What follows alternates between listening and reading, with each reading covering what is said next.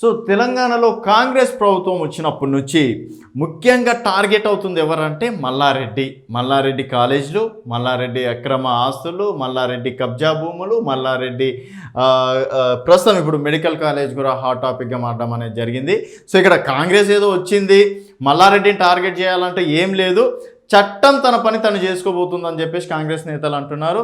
గతంలో బీఆర్ఎస్ ప్రభుత్వం ఉన్నందువల్ల ఆయన 10 సంవత్సరాలు ఆడిందే ఆట పాడిందే పాటలాగా నడిచింది. బట్ ఇప్పుడు మాత్రం ఆ విధంగా అంటే ఎట్టి పరిస్థితులు మల్లారెడ్డి పైన చాలా స్ట్రిక్ట్గా చట్టం మాత్రమే యాక్షన్ తీసుకుంటుంది. దీంట్లో ప్రభుత్వం ఏం జోక్యం చేసుకోదు, ఏదో మల్లారెడ్డి మీద కక్ష కట్టి ఎలాంటి పనులు చేయదని చెప్పేసి కూడా అంటున్నారు. సో మల్లారెడ్డి మీద మరో ఎంక్వైరీ, మల్లారెడ్డి కాలేజ్పై ఎంక్వైరీ, అనుబంధంగా ఉన్న ఆసుపత్రిపై విచారణ, మరికొన్ని ప్రైవేట్ ఆసుపత్రులపై సైతం రంగం సిద్ధం చేసిన వైద్య ఆరోగ్య శాఖ. డీమ్ పేరిట లోకల్ కోటా రిజర్వేషన్లకు టకోరా అలాగే సీరియస్గా తీసుకున్న రాష్ట్ర సర్కార్. అవసరమైతే సుప్రీంకోర్టులో పిటిషన్.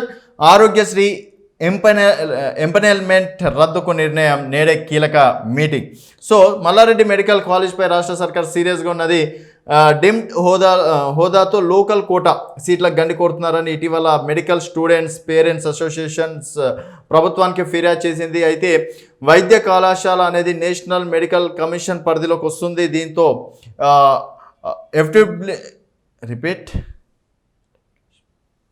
ఎస్టాబ్లిష్మెంట్ యాక్ట్ ప్రకారం దానికి అనుబంధంగా ఉన్న హాస్పిటల్స్ పరిస్థితులపై విచారణ చేయనున్నది. ఇందుకోసం తొలుత నోటీసులు జారీ చేయాలని వైద్యారోగ్య శాఖ సూత్రప్రాయంగా నిర్ణయించింది. దీంతో పాటు మరికొన్ని ప్రైవేట్ మెడికల్ కాలేజీలకు అనుబంధంగా ఉన్న డిమ్డ్ హోదాలో ఉన్నాయి హాస్పిటళ్లకు కూడా నోటీసులు జారీ చేసేందుకు ఉన్నతాధికారులు రంగం సిద్ధం చేసినట్టు సమాచారం. ఆరోగ్యశ్రీపై మెడికల్ కాలేజీలకు అనుబంధంగా ఉన్న ఆసుపత్రిలో ఆరోగ్యశ్రీపై ఇప్పటి వరకు ఎంతమంది పేషెంట్లకు ట్రీట్మెంట్ అందించారు, ఎన్ని సర్జరీలు జరిగాయి, ఎన్ని డెలివరీలు చేశారు వంటి డీటెయిల్స్ సేకరించనున్నారు. గడిచిన 3 ఏళ్లుగా ఆరోగ్యశ్రీ ద్వారా ఆయా ఆసుపత్రులకు చేసిన చెల్లింపులు ఎంత అనే దానిపై సర్కార్ వివరాలు తయారు చేస్తున్నది. తప్పుడు వివరాలని తేలితే వెంటనే ఆరోగ్యశ్రీ ఎంపనెల్మెంట్ రద్దు చేయాలని ఆలోచిస్తున్నది. అంతేగాక డిమ్డ్ హోదాలో లోకల్ కోటా రిజర్వేషన్లు అమలు చేసినందుకు ఈ కాలేజీలపై ఎలాంటి చర్యలు తీసుకోవచ్చని ప్రభుత్వం అధ్యయనం చేస్తుంది. సో ప్రస్తుతం వరకు అంటే కొత్త నిబంధనలు ఏందనేది ఒకసారి చూసుకున్నట్టయితే డిమ్డ్ యూనివర్సిటీలో ఎంబీబీఎస్ బీడీఎస్ కన్వీనర్ కోటా అమలు చేయాల్సిందేనని రాష్ట్ర ప్రభుత్వం ఒత్తిడి తేననున్నది. డీమ్డ్ యూనివర్సిటీలకైనా ప్రైవేట్ యూనివర్సిటీలకైనా అనుబంధంగా ఉన్న మెడికల్ కాలేజీలపైన సగం సీట్లను కన్వీనర్ కోటాకి ఇచ్చేలా కొత్త నిబంధనలు తీసుకురావాలని ఆలోచిస్తుంది. ఈ అంశంపై తనకు నివేదిక ఇవ్వాలని medical education college health university ఆఫీసర్లకు ఇప్పటికే హెల్త్ మినిస్టర్ రాజనరసింహ ఆదేశాలు ఇచ్చారు. మల్లారెడ్డి మెడికల్ డెంటల్ కాలేజీలకు ఇటీవలే యూజీసీ డీమ్డ్ యూనివర్సిటీగా అనుమతులు ఇచ్చింది. దీనివల్ల కన్వీనర్ కోటాలోకి రావాల్సిన 200 ఎంబీబీఎస్ సీట్లు 100 బీడీఎస్ సీట్లు మేనేజ్మెంట్ కోటాలోకి మారిపోయాయి.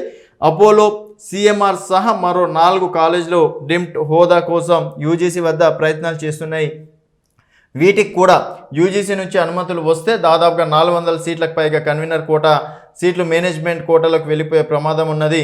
తద్వారా రాష్ట్రానికి చెందిన లోకల్ స్టూడెంట్స్కు నెట్లో మంచి ర్యాంకులు వచ్చినా ఆయా కాలేజీలో సీట్లు లభించవు. భవిష్యత్తులో ఈ కల్చర్ మరింత ప్రమాదపరంగా పెరగకముందే అడ్డుకోవాలని సర్కార్ భావిస్తుంది. దీనివల్ల తెలంగాణ విద్యార్థులకు మేలు జరుగుతుందని అధికారులు భావిస్తున్నారు. సో మొత్తానికి ఇప్పటివరకు తాము బీఆర్ఎస్ మంత్రిగా కొనసాగారు. సో బీఆర్ఎస్ అధికారంలో ఉందని గత 10 సంవత్సరాలుగా సో తను ఇష్టం వచ్చినట్టు దొంగ లెక్కలు చూపించడం లేకపోతే వివిధ రకాలుగా కూడా చేశారు. ఎవ్వరు ఏ అధికారి కూడా మల్లారెడ్డి ఇన్స్టిట్యూట్ జోలికి మాత్రం పోలేదు. ఎప్పుడైతే కాంగ్రెస్ ప్రభుత్వం వచ్చిందో అప్పటి నుంచి మల్లారెడ్డి ఇన్స్టిట్యూట్కి సంబంధించి కావచ్చు, యూనివర్సిటీకి సంబంధించి కావచ్చు, బీటెక్ కాలేజీలకు సంబంధించి కావచ్చు, వైద్య కాలేజీలకు సంబంధించి కావచ్చు, ఏ ఒక్క చిన్న ఇన్ఫర్మేషన్ దొరికినా క్లూ దొరికినా డెఫినెట్గా మల్లారెడ్డి కాలేజీల పైన యూనివర్సిటీల పైన యాక్షన్ తీసుకుంటుంది. మరి దీనిపైన అంటే మున్ముందు మరి మల్లారెడ్డి ఇన్స్టిట్యూట్కి సంబంధించి మరి ఇంకెన్ని వార్తలు చూడాలి, ఎన్ని అక్రమాలు చేశారనేది చూడాలనేది వేచి చూడాల్సిన విషయం. మరి ఇది కేవలం మల్లారెడ్డి పైన కోపంతోనే రాష్ట్ర సర్కార్ ఈ విధంగా చేస్తుందని మీరు భావిస్తే మీ అభిప్రాయాలు కింద కామెంట్ రూపంలో తెలియజేయండి. చూస్తూనే ఉండండి తెలంగాణ వెలుగు.